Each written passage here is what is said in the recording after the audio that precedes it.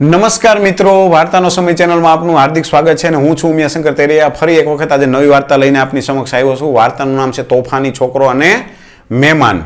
બરોબર, તો ચાલો શરૂ કરીએ વાર્તા.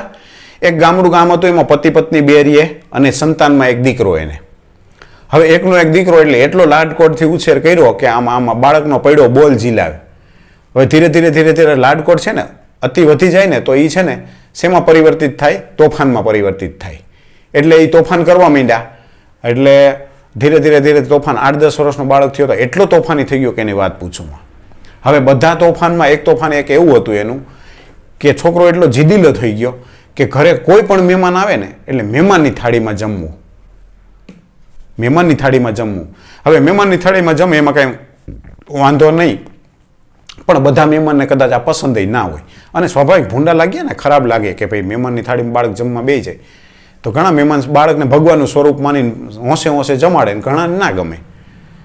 એટલે ધીરે બધા સગાવાલામાં બધે સમાચાર મળી ગયા, બધાને ખ્યાલ આવી ગયા એમની ઘરે મહેમાન થઈને જાય એટલે છોકરો ભેગો જમવા બેસે છે. હવે જમવા તો બેસે પણ 8-10 વર્ષનો છોકરો એટલે જેવું પીરસવાનું શરૂઆત કરીએ, મુખ્ય જે મિષ્ટાન પીરસાય અને બધું બીજું પીરસાઈ રહે ત્યાં સુધી બધા જ્યાં જમવાનું શરૂ ન કરે ત્યાં સુધી છોકરો તો મિષ્ટાન ખાઈ જાય. એટલે મહેમાનને પાછો મિષ્ટાનનો બીજો રાઉન્ડ આવે ત્યારે વારો આવે. બીજો રાઉન્ડ આવે ને છોકરો તો નકરું મિષ્ટાન ખાય. એટલે ટૂંકમાં છોકરાને ભાવતું એ બધું ખાઈ જાય. હવે મહેમાન હોય એને તો બીજું જે કાંઈ હોય ખાવાનું થાય. હવે બધા સગાવાલામાં આવું થયું. હવે એક વ્યક્તિ હતો એને ખ્યાલ આવ્યો કે આવું થાય છે.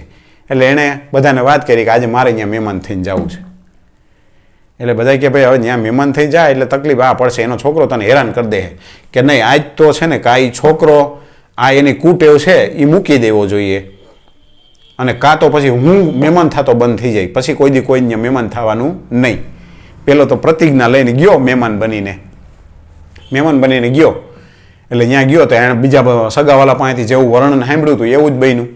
છોકરો તમે જુઓ તો ઘડીક થાય તો ખાટલે ચડે ને ઘડીક થાય તો ઓસીકું ખેંચી લે ને ઘડીક થાય તો મહેમાનના ખીચામાંથી પાકીટ કાઢે ને રૂમાલ કાઢે ને મહેમાને વિચાર કરે ખરેખર મેં સાંભળ્યું હતું ને એના કરતાં 1.5 ગણો આળવિત્રો છે. અને એના મા બાપ બિચારા ખીજાય શરમાય, પણ હવે આને લખણ જ એવા પડ્યા. પછી કે કાંઈ વાંધો નહીં, મહેમાન કહે કે આનું કંઈક કરવું તો પડશે. અને જાદી આથમવાનો ટાઈમ થયો, બેન રસોઈ બનાવવા માંડ્યા અને છોકરાએ શરૂ કર્યું પપ્પા મમ્મી. અને એના પપ્પા કે બે સાનો ડારો દે, પણ આ કાંઈ સમજે નહીં. એટલે પછી મહેમાને કીધું શું કામ ભાઈ આ શું આમ કરે છે? કે કાંઈ નહીં. મહેમાને બહુ આગ્રહ કરીને પૂછ્યું એટલે એના મા બાપે કીધું ભાઈ એને છે ને તકલીફ એ છે કે એને મહેમાનની થાળીમાં જમવાની ટેવ પડી છે. એટલે અમે તમે આવ્યા ને એને સાનું મનો કીધું કે આજ તું બેસતો નહીં એટલે તોફાન કરે. પેલા માણસ કે હું કામે ભગવાન તમે એને હેરાન કરો છો? કે બાળક છે ભગવાનનું સ્વરૂપ છે, ભલે ને મારી થાળીમાં જમતો એમાં વાંધો શું છે તમને? કે અમને કાંઈ વાંધો નથી, પણ ખરાબ લાગે ને. કાંઈ ખરાબ શું લાગે એ કે. અને આમ તમે જો તો હાંજ પડી અને મહેમાનને કીધું કે હાલો હવે ઊભા થાવ વારું કરવા. એને તમારા આસન્યા પથરાણા અને ઢીચણિયા મૂકાણા અને એ સરસ મજાના થાળીમાં લાપસી પીરસાણી. જેવી લાપસી પીરસાણી છોકરાએ શરૂ કરી દીધું. હજી તો મહેમાનને હરિહરનું કહે એ પહેલાં તો છોકરો લાપસી ઉલારી ગયો. હવે બીજી વારમાં લાપસી આવી તો એમાં મહેમાન ખાઈ ન ખાય ત્યાં છોકરો પાછી ખાઈ ગયો.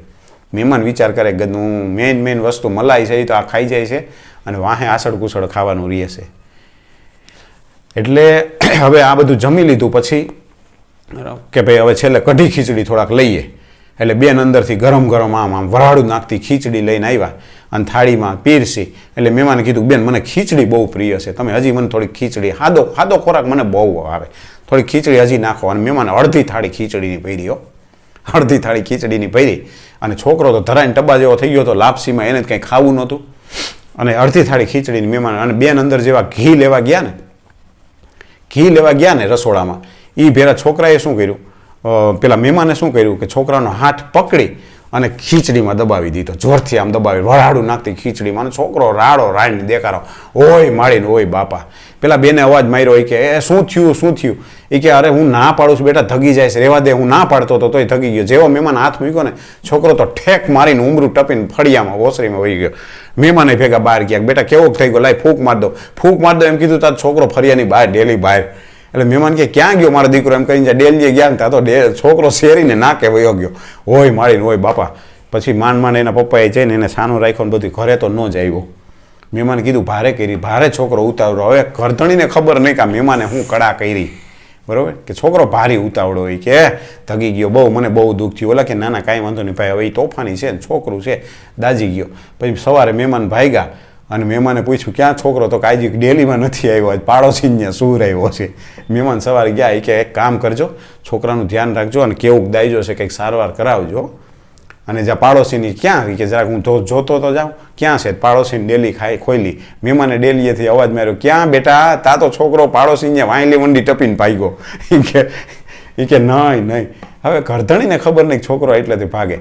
પછી જ્યારે છોકરો માનો કે આમ રમતો હોય કે ગમે ત્યારે કંઈક હોય અને જ્યાં કોઈ મહેમાન આવે ને ખાલી એટલે ખ્યાલ આવે ને કે મહેમાન આવ્યા હતા, જ્યાં સુધી મહેમાન ઢોકાય ત્યાં સુધી છોકરો ડેલીમાં ન કરે. અને પછી ધીરે ધીરે બધા સગાવાલાને ખ્યાલ આવી ગઈ કે ખરેખર છોકરો હવે જમવા બેસતો નથી અથવા તો મહેમાન આવે ત્યારે તોફાન કરતો નથી. એટલે કહેવાય ને કે ચમત્કાર વિના નમસ્કાર ન હોય, હે ને.